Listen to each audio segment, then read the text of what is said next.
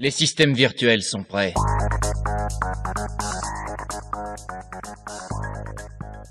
Bonjour, bonsoir. Ici, je vais vous présenter le nouveau booster de Yu-Gi-Oh! Lord of the Tachyon Galaxy. Ici, vous pouvez voir déjà la carte de la preview, qui sera Mecha Phantom Beast Turtle Racer, et son tapis ainsi que le booster. Le tapis est assez sympa, ça fait toujours un tapis de plus, j'espère pouvoir l'avoir cette fois-ci. Là, on retrouve la carte de couverture du booster, Number 107 Galaxy X Dragon Dragon, un nouveau rang 8, qui apporte un effet sympa et qui reste dans la lignée des rangs 8, et ça nous permettra d'avoir une nouvelle cible dans les decks Galaxy. Maintenant, passons à la présentation des Battling Boxers, un nouvel archétype apparaissant dans ce booster. Ils sont de nombre de 8 monstres, dont 3 Exceed, dont un Chaos Numbers. Ils sont tous d'attributs feu et de type guerrier. Ils bénéficient ainsi de cartes de soutien comme renfort de l'armée ou le guerrier réincarné. Ils sont un jeu assez stable, qui tourne assez bien, mais ils restent trop lents pour s'imposer au méta. Ici, vous pouvez retrouver le premier Chaos Exceed, et bien sûr sa sous-forme. Ils sont sympas, des petites fées, gentilles, sans plus. Les confréries du point de feu ont aussi de nouveaux alliés. Alors on commence par les 3 monstres, on retrouve Wolf, ensuite Léopard, ensuite Rhino. Pour ma part, ils apportent pas grand chose de plus. Le plus intéressant est le 4ème, c'est Bull, grâce à sa faculté d'invospé. L'Ixi va nous permettre de replacer notre jeu tout en maîtrisant le cimetière adverse, un bon atout, à pas négliger. Pour le dernier, Coyote, il apporte rien de plus, peut-être un atout pour les confréries du point de feu version synchro ou peut-être pour accéder au rang 5. La piège donne simplement une nouvelle cible Fire Formation et la magie aide à contrôler une piège adverse, mais bon, rien de plus étant donné qu'elle restera jamais longtemps sur le terrain.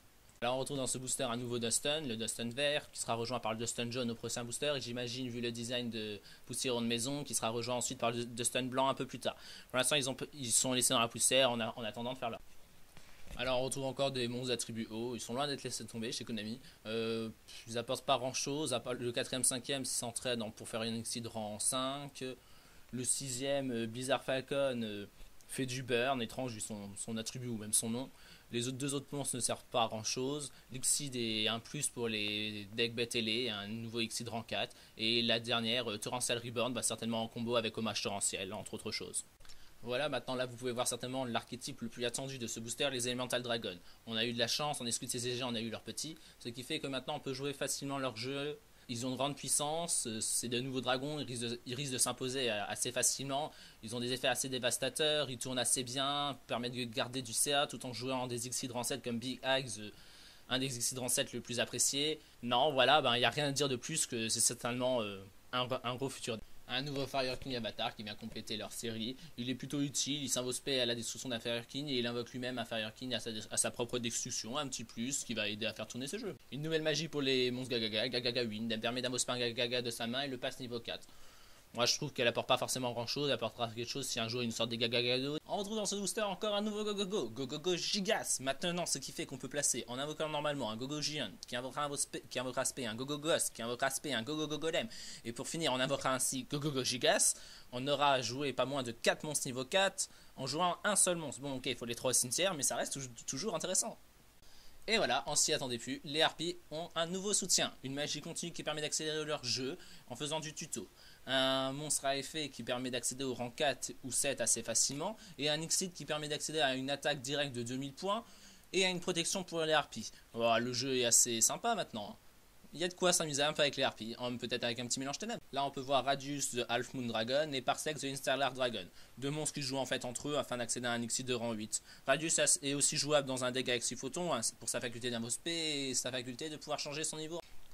Les Spellbook et Prophéties sont loin d'être laissés pour compte, avec ces 3 nouvelles cartes. Le monstre nous permet d'enclencher un reset pour les Spellbook. La magie rapide nous permet de récupérer un nouveau jeu à la N-Phase, certainement la magie Spellbook la plus attendue. Et ensuite, la dernière magie nous permet de ressusciter un Exceed magicien avec 2 matériels Exceed. De quoi relancer l'Exceed et de s'amuser à renouveau avec un Big Ice par exemple. 2 nouvelles cartes pour les decks Maldush. Alors le plus intéressant des deux est certainement Maldush Outcase, attendu par les joueurs Maldush. Il nous permet d'accéder aux Exceed rang 3 plus rapidement ou à la Mospé de la princesse depuis le deck. La carte contre piège par contre ne nous apporte pas grand chose à moins que vous êtes capable de garantir que votre cimetière soit vide à tout moment. Les Méga Fantômes sont un autre archétype apparaissant dans ce booster.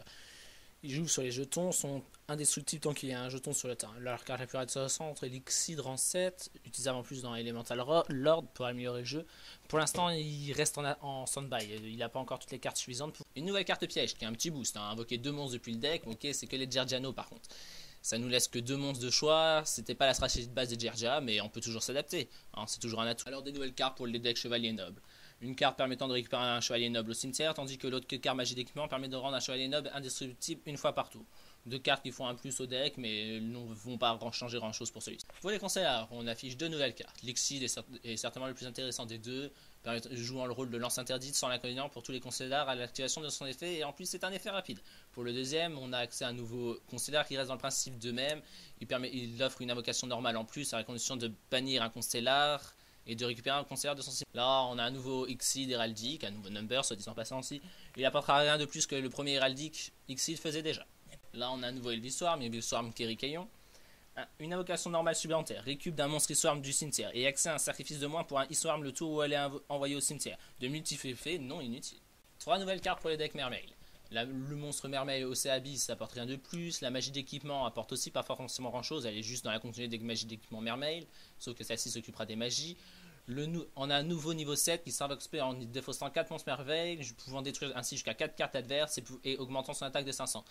Assez sympa, mais il faut le placer. Pour ces deux cartes, ils viennent compléter les sorties précédentes de ce thème, mais étant moins efficaces. La sortie feu ou eau ou même terre était beaucoup plus intéressante. 4 nouvelles Exceed apparaissent dans ce booster. Le premier ajoute un Exceed rang 6 pouvant détruire un monstre adverse. Le deuxième apporte un effet de protection contre les attaques sur vos autres monstres et permet une double attaque avec un de vos monstres.